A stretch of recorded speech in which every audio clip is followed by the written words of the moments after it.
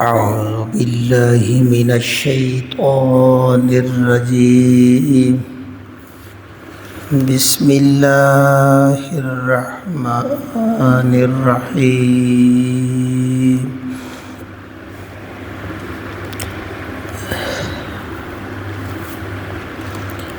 آج ہم انشاءاللہ آیت نمبر بنتی ہے 47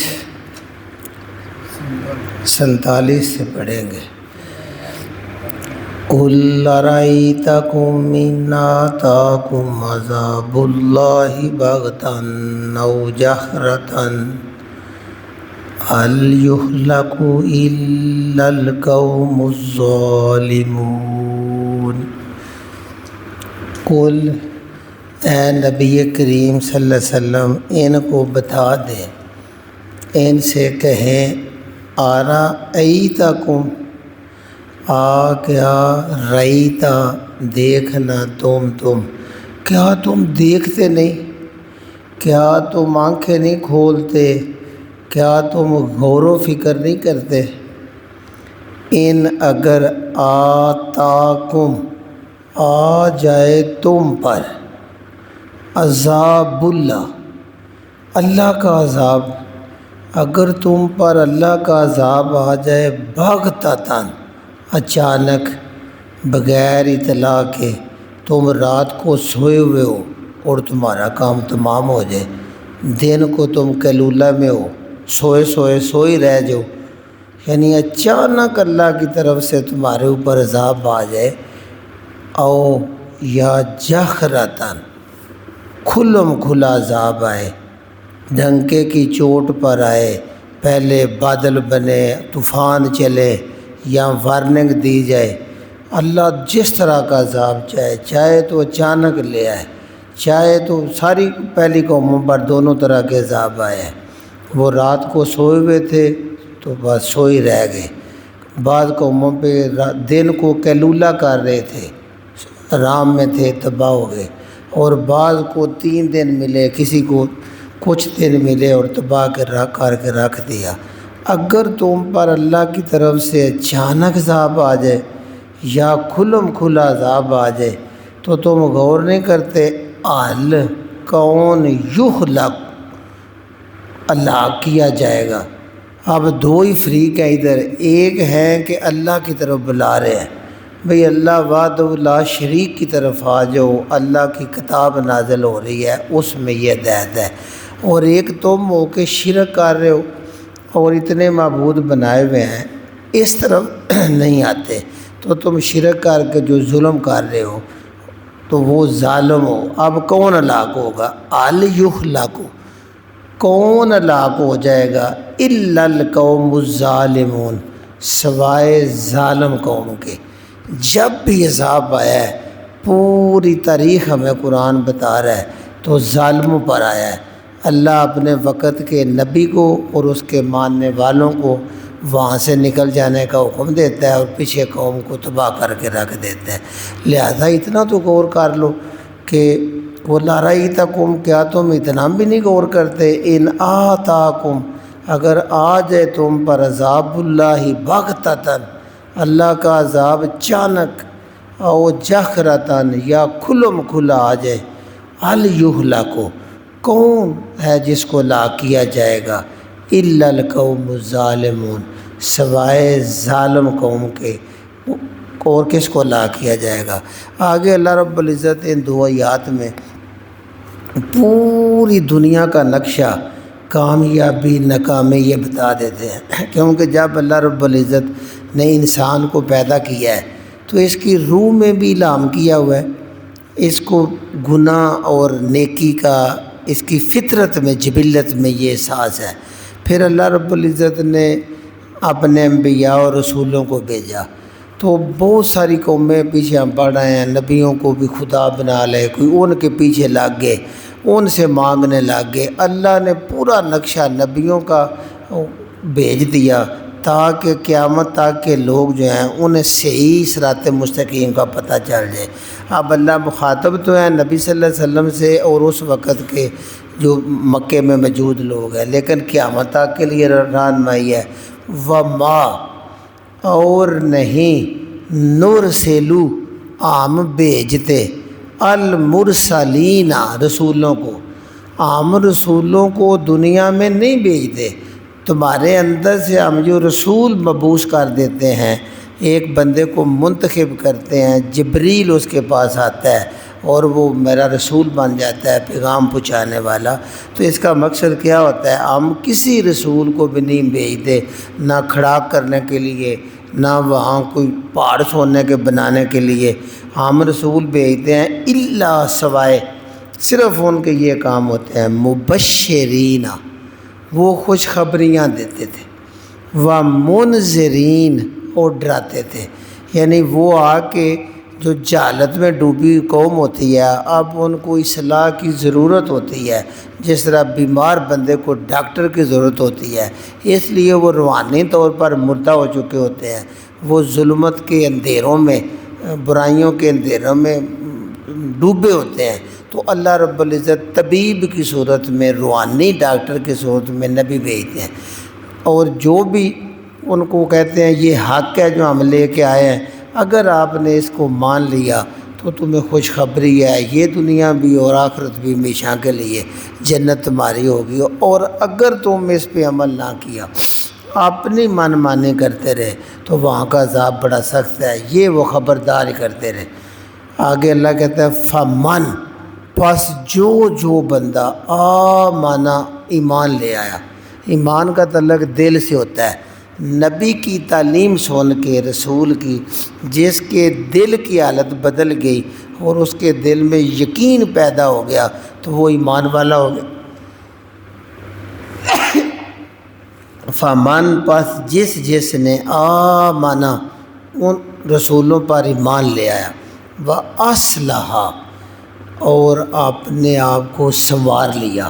اصلاح کر لی، یعنی دل کی حالت تو ایمان سے بدل گئی، اب ظاہری اعمال بھی اس کے ستھرے ہو گئے، صالح اعمال ہو گئے، اور وہ سنور گیا۔ اصلاح، صالح اعمال، اصلاح کرنا، درست کر لینا اپنے آپ کو۔ تو جس نے ایمان لے آیا اور اس نے اپنی اصلاح کر لی، سنوار لیا، فلا خوف علیہم، کوئی خوف ان کو نہیں رہے گا۔ خوف ہمیشہ ہوتا ہے مستقبل کے خطرے کے بارے میں، بندہ ہر وقت خوف میں رہتا ہے، یہ نہ ہو جائے، وہ نہ ہو جائے، زلزلہ آتا ہے تو مکان گر نہ جائے، طوفان آتا ہے تو یہ نہ ہو جائے، تو وہ ان پر کوئی خوف نہیں ہوگا۔ سب سے بڑا خوف بندے کو موت سے ہوتا ہے، کیونکہ موت کے بعد کے حالات جو ہیں نا اس کے سامنے آتے ہیں کہ میرے پاس تو کوئی سرمایہ ہی نہیں ہے جو اس منڈی میں کام آئے گا۔ تو اللہ کہتا ہے جو ایمان لے آئے دل کے ساتھ اور اپنے آپ کو اصلاح کر لے، فلا خوف علیہم، ان پر مستقبل کا کوئی خوف نہیں رہتا۔ یہ اللہ ان کے دل میں ایسی طمانینت اور سکینت نازل کر دیتا ہے۔ ولا ہم یحزنون، اور نہ انہیں کوئی غم رہتا ہے ماضی کا۔ غم ہمیشہ ماضی کے اعمال میں ہوتا ہے، یہ بھی میرے ساتھ ہوا، یہ بھی ہوا، اب میں کیا کروں گا۔ نہ ماضی کا غم، نہ مستقبل کا کوئی فکر، خوف، اللہ اس سے اس کو نجات دے دیتا ہے۔ والذین کذبوا، اور وہ لوگ جو نبی آئے ہیں ان کی تعلیمات کو جھٹلا دیتے ہیں، سنتے ہی نہیں، اپنی من مانی کرتے ہیں، جس لائن پہ لگے ہوئے ہیں باپ دادا کے کہتے ہیں یہ درست ہے، نبی کی تعلیم کو جھوٹا کہہ دیتے ہیں۔ والذین کذبوا بآیاتنا، جو ہماری آیتیں اوپر سے آتی ہیں آسمانی کتاب کی، اور ان کو وہ جھوٹا کہتے ہیں، اپنے باپ دادا اور رسم و رواج کو وہ ٹھیک کہتے ہیں۔ ایسے لوگ جو ہیں یمسہم، مس کرے گا انہیں، چھوئے گا، پہنچے گا ان کو، العذاب، جہنم کا عذاب۔ بھئی ان کے لیے عذاب ہے، بما کانوا، اس لیے کہ یفسقون، وہ فاسق ہے، نافرمان ہے، ان کی نافرمانی کی وجہ سے ان کو عذاب ہوگا۔ اللہ عذاب نہیں دیتے، ان کی اپنی نافرمانی ہے، کیوں بھی اللہ کے رسول کی نافرمانی ہے، اللہ کی نافرمانی ہے، اللہ کی آسمانی کتاب کی نافرمانی ہے، اللہ کی نافرمانی ہے۔ پیچھے ہم پڑھ رہے ہیں، اللہ کہتا ہے یا اے میرے نبی، یہ آپ کو نہیں جھٹلاتے، آپ کو تو صادق اور امین کہتے ہیں، آج بھی آپ میری دعوت چھوڑ دیں قرآن ہو تو وہ آپ کو صادق اور امین مانتے ہیں۔ جو میری دعوت ہے نا کہ یہ جو آپ نے اتنے معبود بنائے ہوئے ہیں اپنے ہاتھوں سے لکڑی پتھر کے، یہ نہیں اصل مالک کی طرف آؤ، اس کو وہ جھوٹا کہتے ہیں۔ اس لیے اللہ نے کہہ دیا والذین کذبوا بآیاتنا، جو ہماری آیتوں کو جھٹلا دیتے ہیں، پیغمبر کی تعلیمات کو جھٹلا دیتے ہیں اور اپنی من مانی اسی دین پہ چلتے رہتے ہیں، یمسہم العذاب، ان کو جہنم کا عذاب پہنچے گا، بما بس بابیس کے جو کانوں تھے نا یفسقون، وہ نافرمان تھے، فاسق تھے۔ آخر پہ یہ آیت جو ہے یہ سمجھنے کے لیے تھوڑا سا مکے کے اندر جو اس وقت ماحول تھا وہ ذہن میں آ جائے تو یہ ایک ایک لفظ ہمارے ذہن میں اتر جاتا ہے، اور اس کو بڑا یعنی بڑی وضاحت ہے قیامت تک کے لیے۔ جب نبی صلی اللہ علیہ وسلم مکے میں پیدا ہوئے تو اس وقت مکے کا ماحول کیا تھا؟ یقین جانے وہ چلتے پھرتے انسان نماد درندے تھے، ان کا ایک ہی مان تھا کہ دنیا کی زندگی کے سوا اور زندگی آئی کو نہیں۔ پیچھے ہم پڑھ رہے ہیں وہ کہتے ہیں اگر ہے زندگی تو صرف دنیا کی زندگی ہے۔ پھر ان کی ساری دوڑ دھوپ دنیا کی دولت اکٹھی کرنے پہ ہے، دنیا کی عزت اور جاؤ جلال کے لیے ہے۔ اس کو حاصل کرنے کے لیے اپنی جاؤ جلال، سرداری، دولت، وہ اپنے بھائیوں کا خون کرتے ہوئے بھی ان کے ہاتھ نہیں کانپتے تھے، غریبوں مسکینوں کو لوٹتے ہوئے بھی، رازنی کرتے ہوئے بھی انہیں کوئی خوف نہیں آتا تھا، کیونکہ وہ اپنا جلال، اپنی دولت کے انبار دیکھنا چاہتے تھے۔ اس حد تک گر گئے تھے کہ اپنی حقیقی زندہ بیٹی جو پیدا ہوئی ہے اس کو جب دفن زندہ کرتے تو اس کی چیخ و پکار جو معصومانہ چیخیں نکلتی تھیں ان کے کانوں میں وہ بھی جنبش پیدا نہیں کرتی تھی، اتنے دل ان کے مردہ ہو گئے تھے، دنیا کی زندگی میں اتنے مگن تھے۔ ایسے حالات میں جب رسول کریم آئے تو وہ اپنے بچوں والے مطالبے پیش کرتے تھے، قرآن میں پوری وضاحت کے ساتھ ہے۔ وہ کہتے تھے بھی آپ نے رسالت کا دعویٰ کیا ہے، پر رسول جو ہے اس کا اللہ سے رابطہ ہے، آپ یہاں چشمے جاری کریں تاکہ پانی نکلے اور ہم یہاں فصلیں آباد کر کے امیر ہو جائیں، یا ادھر باغ ہی باغ ہو جائیں، نہریں چل جائیں، تو پھر بھی ہم اپنے دین کو چھوڑیں، کوئی تو ہمیں فائدہ ہو۔ اگر کچھ بھی نہیں کر سکتے، یہ چند باتیں ذہن میں رکھنی ہیں، تو وہ کہتے تھے اللہ سے رابطہ ہے، اتنا تو میں بتا دیا کرو کہ اس سال منڈی پہ فلانی جنس کا ریٹ چڑھ جانا ہے، ہم وہ زیادہ ذخیرہ کر لیں، کوئی تھوڑی بہت تو غیب کی خبریں ہمیں دے دیا کرو تاکہ ہماری دنیا میں مال و دولت ہمارا زیادہ جمع ہو جائے۔ اس طرح کے وہ سارے مطالبے کرتے تھے۔ اگر آپ نے ہمارا اتنا بھی فائدہ نہیں کرنا تو پھر ہم باپ دادا کا دین چھوڑ کے بدنامی بھی لیں اور گمراہ بھی ہو جائیں۔ لہذا یہ مطالبے جب کرتے تو اللہ نے کہا میرے نبی قیامت تک کے لیے اعلان کرو، کل اعلان کر دیں، لا اقول، لا نہیں، اقول میں کہتا، میں یہ کہتا ہی نہیں لکم تم سے، میں تم سے یہ بالکل نہیں کہتا، ان دی میرے پاس خزائن اللہ، اللہ کے خزانے۔ بھئی اللہ کے خزانے اللہ کے پاس ہیں، اللہ کے پاس ساری چیز کے، دولت کے، مال کے، اولاد کے خزانے ہیں۔ میں نہیں کہتا، میرا یہ اعلان ہی نہیں ہے، میرا یہ دعویٰ ہی نہیں ہے، میں نہیں کہتا ان دی کہ میرے پاس خزائن، و خزانے کی جمع ہے خزانے، اللہ کے خزانے میرے پاس ہیں، میں جب چاہوں ادھر نہریں بناؤں، جب چاہوں باغ اگاؤں، جس کو چاہوں دولت لٹاتا پھروں، پہاڑ سونے کے بناتا پھروں، یہ خزانے میرے پاس نہیں ہیں، یہ اللہ کے پاس ہیں۔ آگے ولا، اور نہ عالم، میں جانتا ہوں، اور نہیں علم میرے پاس، میں نہیں جانتا الغیبہ، غیب، میں غیب کیسے جانتا ہوں؟ میں تمہیں بتا دوں اس کا ریٹ زیادہ ہو جانا ہے، اس کا ریٹ کم ہو جانا ہے، عذاب فلانی تاریخ آ جانا ہے، مجھے ان باتوں کا کوئی پتہ نہیں۔ ولا عالم، میں نہیں علم رکھتا، نہیں جانتا الغیبہ۔ کتنے پیارے الفاظ میرے نبی صلی اللہ علیہ وسلم کی زبان سے ہیں، اور کہاں یہ مسلمان قوم کن چکروں میں پڑی ہوئی ہے۔ ایک تو آپ نے نام فرمایا میرے پاس اللہ کے خزانے نہیں ہیں، دوسرا ولا عالم الغیب، اور نہ میں غیب جانتا ہوں، ولا، اور نہ اقولو، میں کہتا ہوں، لکم تم سے، اور نہ ہی میں تم سے کہتا ہوں، انی،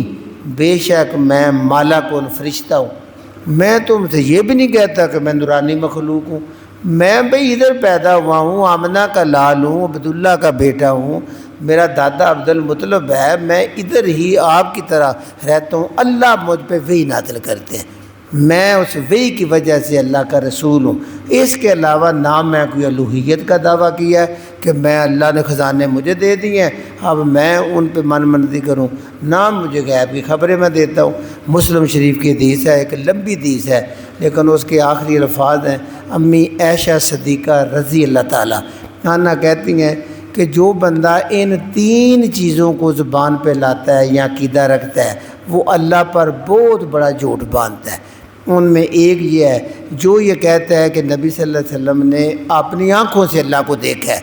وہ اللہ پر جھوٹ باندھتا ہے۔ اللہ نور ہے، اس کو کیسے دیکھا جا سکتا ہے؟ اور دوسرا جو یہ کہتا ہے کہ نبی پاک نے ساری شریعت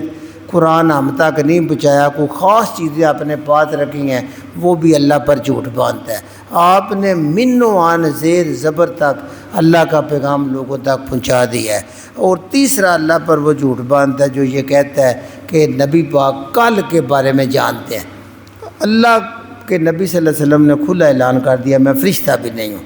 پھر کیا ہو؟ کہتے ہیں ان نہیں اتبع، میں اتباع کرتا، پیروی کرتا، پیچھے چلتا، میں تو کسی کے پیچھے نہیں چلتا، نہ کوئی عمل ایسا کرتا ہوں الا سوائے ما یوحا، جو وحی کی جاتی ہے الیہ، میری طرف جو وحی آتی ہے، اللہ کا پیغام جبریل لے کے آتے ہیں، میں اس کے سوا کوئی عمل بھی نہیں کرتا، کوئی اتباع نہیں کسی کی کرتا سوائے وحی کے جو اللہ مجھ پہ نازل کر دیتا ہے۔ اتنا کہہ کے اب اللہ کہتا ہے کل،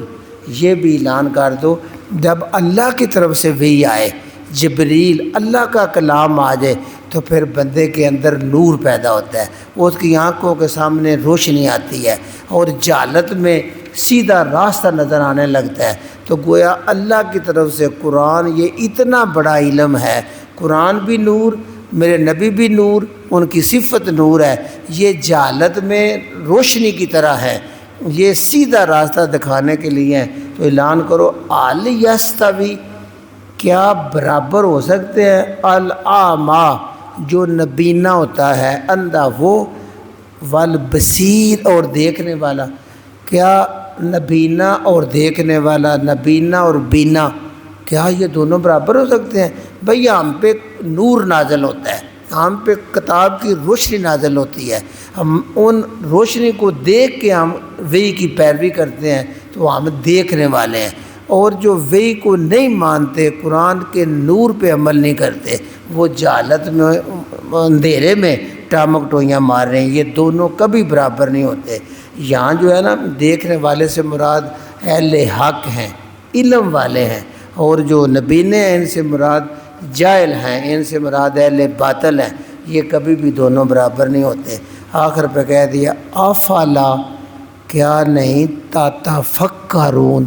تم فکر کرتے، غور و فکر کرتے۔ اللہ نے اتنا بڑا سر تمہارے جسم کے اوپر رکھا ہوا ہے، یہ وزن جو تمہاری گردن نے اٹھایا ہوا ہے کس لیے اٹھایا ہوا ہے؟ یہ دماغ صرف دنیا کے کیلکولیٹر کے لیے تم نے رکھا ہوا ہے، اس پہ تم جو قرآن نازل ہوتا ہے اس پہ غور کرو، فکر کرو،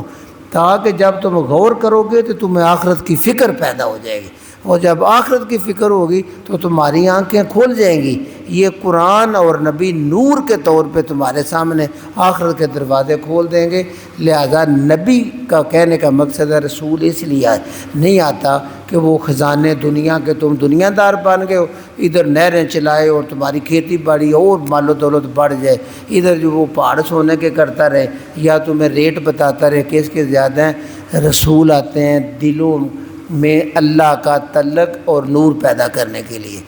اللہ کے ساتھ دل جوڑنے کے لیے، اور اس منڈی کا ریٹ بتانے آتے ہیں جو آنکھ بند ہو جائے، پھر جب تم نے اٹھنا ہے تو وہاں جو بازار لگنا ہے اس بازار میں جن مال کی قیمت سب سے زیادہ ہے۔ نبی اس لیے آتے ہیں، نبی تمہاری دنیا داری کے لیے، یہ کھڑاک کرنے کے لیے نہیں آتے ادھر ٹھا ہو جائے ادھر کھڑاک ہو جائے۔ وہ تو جو وحی آتی ہے وہ پورے 23 سال صرف قرآن کی وحی بتاتے رہے،